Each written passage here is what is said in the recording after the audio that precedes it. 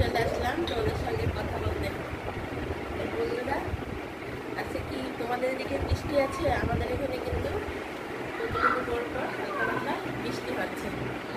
তো তোমাদের এই বৃষ্টির এই সিজনটার মধ্যে প্লাস গরম, এখন আমাদের খুব সাবধানে চলতে হবে।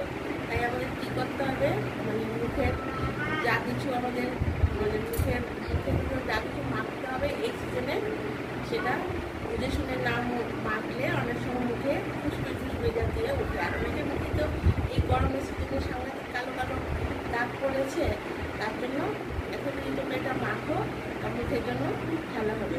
কী করতে হবে,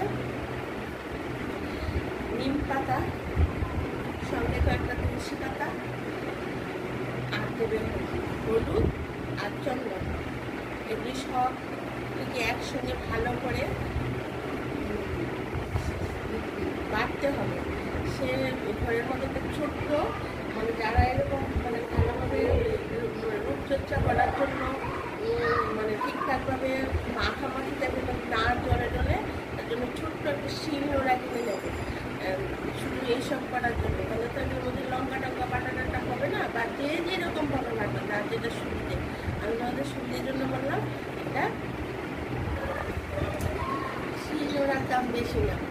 তখন তুমি এই যে এখন যদি এই সিজনটা পুরোটা এই নিম পাতা চন্দনটা তো পুরো কিনে নিয়ে আসবে, বাটলে তো অনেকটা লাগবে, সেটা কষ্ট হবে। আর হলুদটা কিন্তু কাঁচা হলুদটা বেটে নিম পাতাটা ভালো করে ধুয়ে নিম পাতাটা সঙ্গে একটা তুলসী পাতা দিয়ে তারপরে যদি এই মিশ্রণটা অনেকটা টাইম মানে যে যেরকম সময় লাগাও অন্তত ঘন্টাখানেক রাখতে পারো, তাহলে চামড়াটাও যেরকম সুন্দর হবে আর মুখে মুখে কোনো গোটাগাটি কিছু উঠবে না, মুখ একদম সুন্দর হয়ে যাবে। বুঝতে পারছি বন্ধুরা?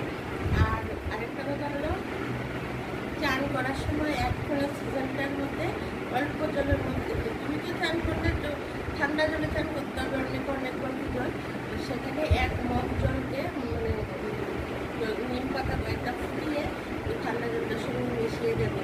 তাহলে শরীরে কোনো এই যে অনেকে আছে না যে ঘামাচির মতো অ্যালার্জি সেলার্জি, তারপর চুলকানি, কত কিছু এই গরমের মধ্যে হয়, তার কিছুই শরীরে বেরোবে না। নিম পাতাটা দিতে হবে আর শরীরের মধ্যে।